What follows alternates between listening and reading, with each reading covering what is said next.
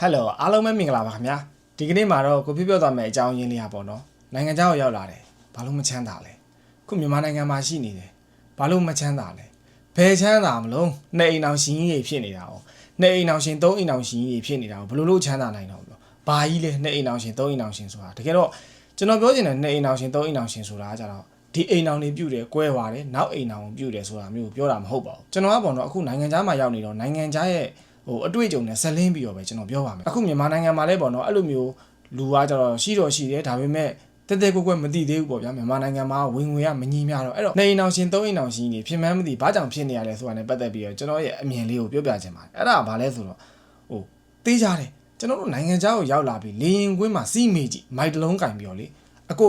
နိုင်ငံခြားကိုဘာလို့လာလဲလို့မေးကြည့်ဘလို့ဖြစ်မဲ့ထင်တယ်အရင်ဆုံးလေဟာကျွန်တော်နိုင်ငံခြားကိုလာတယ်ဆိုတာလေဖေဖေနဲ့မေမေကိုပံ့ပိုးခြင်းလို့ဖေဖေနဲ့မေမေကိုတိုက်ကြီးနဲ့တာကြီးနဲ့ထားစီခြင်းလို့ပြီးသွားမှာကျွန်တော်ရဲ့ပတ်စံနေစုပြီးကျွန်တော်ရဲ့ရီမန်းချက်ရည်ရွယ်ချက်ကိုသွားခြင်းလို့ဆိုပြီးဖြေမဲ့သူကပေးကြတယ်80ရာခိုင်နှုန်းတော့ဖြေမှာအဲ့တော့အမှတင်ဖြေမှန်းမသိဖြစ်နေပြီနှစ်အိမ်အောင်ရှင်ရပထမအိမ်အောင်ကဖေဖေနဲ့မေမေဖို့အဲ့တော့ကျွန်တော်တို့ခုနိုင်ငံခြားကိုရောက်လာတယ်ရောက်လာပြီဆိုလို့ရှိရင်အရင်ဆုံးကျွေးတွေဆက်တယ်ကျွေးတွေဆက်ပြီးသွားရင်ဘာတွေလောက်ကြလ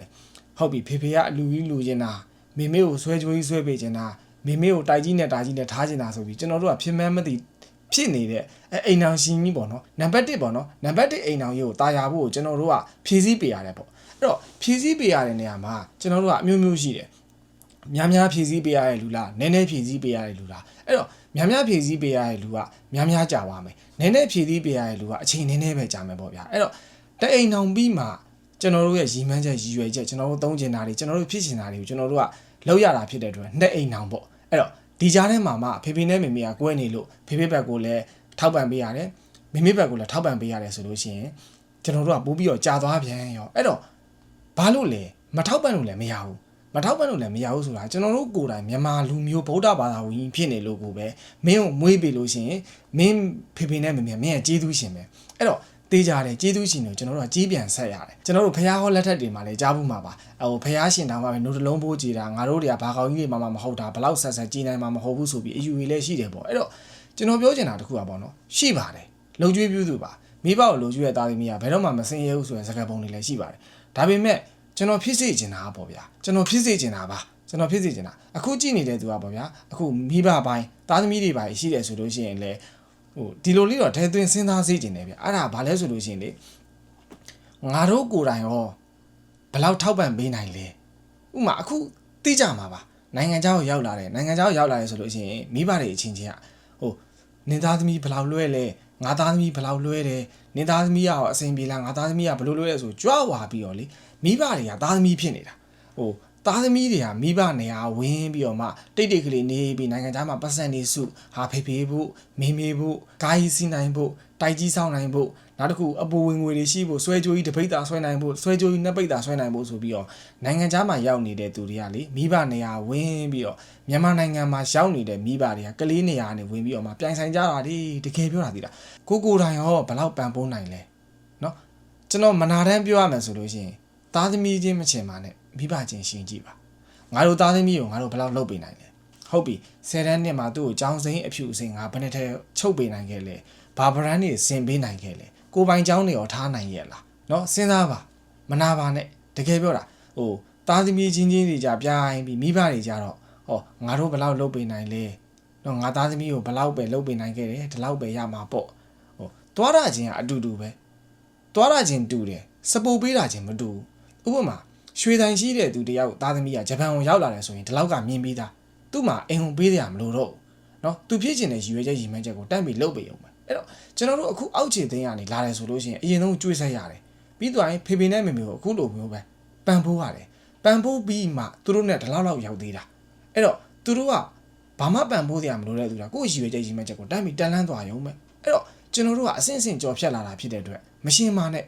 တကယ်တော့နိုင်ရှင်ချင်းကကိုယ့်ကိုတိမ်ငယ်ချင်းပါပဲဟာဟိုသားသမီးကဘယ်လောက်လွှဲတယ်ဒီသားသမီးကဘယ်လောက်လွှဲတယ်ဆိုလို့ရှိရင်လူတိုင်းလွှဲချင်တာပေါ့ဗျာရချင်တာပေါ့နော်သိန်း1000လဲရချင်တယ်သိန်း2000လဲရချင်တယ်ဘာလို့လာတော့နိုင်ငံခြားကိုချမ်းသာခြင်းလို့လာတာပေါ့ဗျပျော်လို့ဘယ်လိုလုပ်လာမှာလဲအဲ့တော့မိဘတွေကသားသမီးတွေဖြစ်ပြီးသားသမီးတွေကမိဘတွေနေရာဝင်ပြီးရှင်ကြတာလေစဉ်းစားပါနော်ပံပိုးတာချင်းငါတို့ဘယ်လောက်ပံပိုးပေးနိုင်လို့ဘယ်လောက်ပဲအပံပိုးရတာတော့ စဉ်းစားဘူးလားမြန်မာနိုင်ငံကအမိအဖတွေပါပဲတက်ကြီးပိုင်းတွေလေးသားစွာနဲ့ပဲကျွန်တော်ပြောတာပါပဲကိုယ့်ရဲ့သားသမီးတွေကိုနိုင်ငံခြားကိုရောက်ထားခြင်းတူတယ်လူတိုင်းပတ်စံလိုချင်တယ်ဒါပေမဲ့သွားတဲ့နေရာမှာငါတို့ဘလို့သွားအောင်သူ့ကိုပံ့ပိုးခဲ့ပြီလေငါသားသမီးကိုငါဘလို့လေးပဲထားခဲ့ရတယ်သူများသားသမီးကဘလို့ထားတယ်မရှင်းကြဘူးဗုဒ္ဓဘာသာဝင်မြန်မာလူမျိုးတေးချတယ်မွေးပင်လှုပ်ကြွေးပြုသူရမယ်အဲ့လိုကြီးပဲတသက်မထဲထင်းနေတာဘာလို့လဲအဲ့မြန်မာနိုင်ငံကလေအဲ့မိဘတွေကိုပြောပြရတာဖုန်ကြီးတရေကိုကံမပါဖတ်ရတယ်လို့ကျွန်တော်အခုပြောနေတာတွေဒီမိဘတွေကိုစော်ကားတာလည်းမဟုတ်ပါဘူးတက်ကြီးပိုင်းတွေကိုစော်ကားတာလည်းမဟုတ်ပါဘူးတကယ်တော့ကိုယ့်ရဲ့မျက်ချီကိုမမြင်မဲနဲ့သူများကိုပဲမြင်ပြီးတော့မှပြောနေရလို့ကျွန်တော်ခဏပြောနေရတာပါဘာလို့လဲဆိုလို့ရှိရင်တကယ်ပြောတာပါတိမ်ငယ်ပါတယ်နိုင်ငံเจ้าရောက်လာလို့ရှိရင်သူများတွေကမင်းဒီလဘာလာတာထွက်တယ်ဘာဝယ်မှာတော့လို့မေးနေတဲ့အချိန်မှာငါတို့ကဒီလလာတာကိုကက်ကူလီတာကိုင်းပြီးတော့မှမိဘအောင်ငါတို့ကဘယ်လောက်လွှဲရမှာဒီလဘယ်လောက်ပဲချမ်းရမှာဘယ်လောက်ပဲစားရမှာဆိုပြီးတော့မှကျွန်တော်တို့ကကြေးတန်းညှိနေရတယ်သူများသားသမီးကဒီလဘာဝယ်မဲလို့ချပြောနေတဲ့အချိန်မှာငါတို့ကတော့ limit ပြအောင်ဘယ်လိုချွေတာစားရမယ်ဘယ်လောက်ချီးရမယ်ဘယ်လောက်ငှားရမယ်ဆိုပြီးတော့မှတွက်နေတဲ့သူတွေလည်းအများကြီးရှိမှာပါအဲ့တော့လူတိုင်းကချမပြဘူးနိုင်ငံเจ้าကိုရောက်နေတဲ့သူတွေက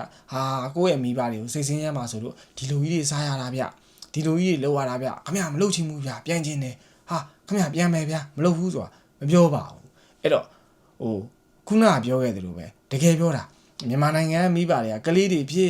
်လာငါသားသမီးကဘလောက်လွှဲတာကွာရွှေဝယ်ထားတယ်ကွာတိုက်ဆောက်ထားတယ်ကွာနဲ့ကျင်တယ်လို့နိုင်ငံเจ้าကိုရောက်နေတဲ့သူတွေဒီ90ရရင်90ဖို့လုပ်ရပါတယ်100ရရင်100ဖို့လုပ်ရပါတယ်ဘယ်သူကမှဟဲ့မင်းဘယ်လောက်ရတော့ဆိုင်မှာတွေ့တယ်ငါတလောက်ရတာကွာဆရာကြီးဆိုပြီးတော့မှပြောတဲ့လူမရှိပါဘူးသူအနေနဲ့သူလောက်ရတာသူသိတယ်သူဝင်ငွေသူသိတယ်ကိုယ့်ဘဝလေးနဲ့ကိုကြောင်းနေကြတယ်သူတွေကြည့်ပါပဲအဲ့တော့မြန်မာနိုင်ငံသားတွေကမိဘတွေပဲဖြစ်ဖြစ်မိဘနေရာအခုရောက်နေတဲ့သူပဲဖြစ်ဖြစ်မိဘနေရာရောက်မဲ့သူတွေပဲဖြစ်ဖြစ်ကိုယ်တိုင်ဘယ်တော့မှကိုယ့်ရဲ့အမောင်းကိုမစင်စားဘူးငါမိဘကွာငါမှန်တယ်ငါတို့တွေကိုလှုပ်ကြွေးပြုစုရမယ်ပဲသားသမီးတွေကိုဆိုတော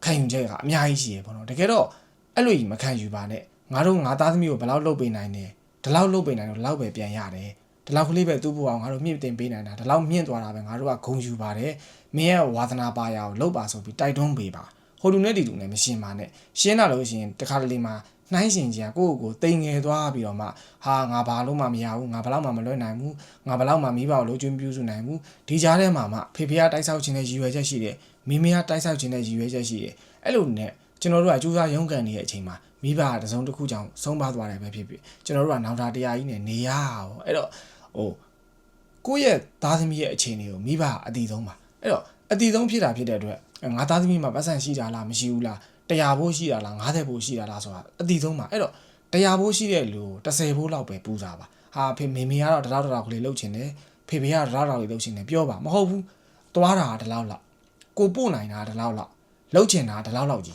တကယ်တလောက်ကြီးဟာဖေဖေကတိုက်ကြီးစောက်ချင်တာမေမေကကာကြီးစီးချင်တာနဲ့အဲ့လိုလုံးတော့တစ်ဖက်ကဝင်အားပြီးသွားရောတစ်ဖက်ကဝင်အားပြီးသွားတဲ့အချိန်မှာမှမလုတ်ပြနိုင်သေးဘူးပေါ့ဗျာမလုတ်ပြနိုင်တဲ့အချိန်မှာတစုံတစ်ခုဖြစ်သွားလဲဆိုလို့ရှိရင်ဒီဟာကလေးတွေကမြန်မာနိုင်ငံလဲပြန်မရနောင်တတရားတွေနဲ့နေပြီးတော့မှမြန်မာနိုင်ငံမှာကျွန်တော်တို့စပြီးထွက်လာပြီဆိုကြလေက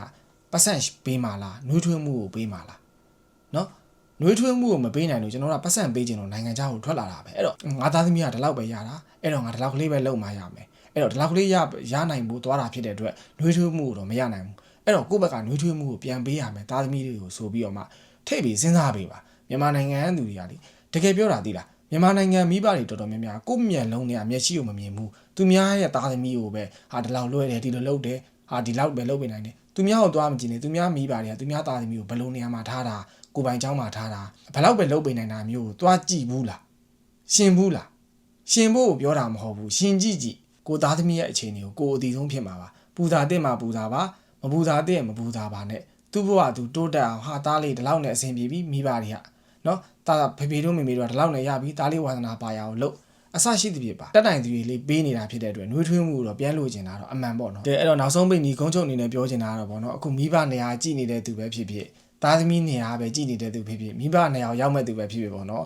မိဘရဲ့အခြေအနေကိုလည်းသားသမီးတွေအတီသုံးပါသားသမီးရဲ့အခြေအနေကိုလည်းမိဘတွေကအတီသုံးဖြစ်တာဖြစ်တဲ့အတွက်ဘလို့အခြေအနေမှာဘလို့စကားကိုပြောရမလဲဘလို့ပူဇာရမလဲဘလို့လေးတွေနှွေးထွေးမှုကိုပေးရမလဲဆိုတာနဲ့ပတ်သက်ပြီးတော့မှမျှဝေပေးခဲ့တာပဲဖြစ်ပါတယ်မိသားစုရဲ့အားလုံးအဆင်ပြေပြီးတော့မှပတ်စံနေအများကြီးလွှဲနိုင်ပါစေလို့ဆုတောင်းမေတ္တာပို့ရပါတယ်ကျေးဇူးအများကြီးတင်ပါတယ်ဒါပါပဲတတ်တာ